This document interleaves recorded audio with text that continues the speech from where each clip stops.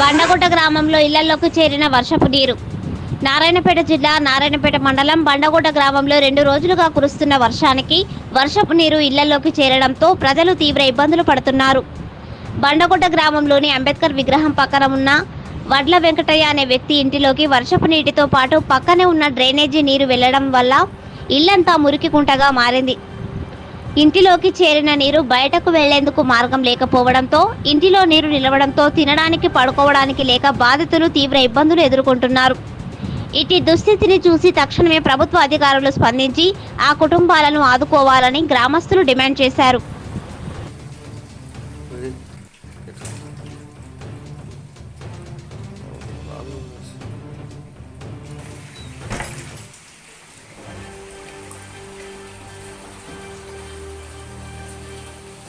ఇక్కడ టమాటర్ ಈಗ ಆಲೋಚನೆ ಇಂಥ 500 పోయటంతో ఓకే.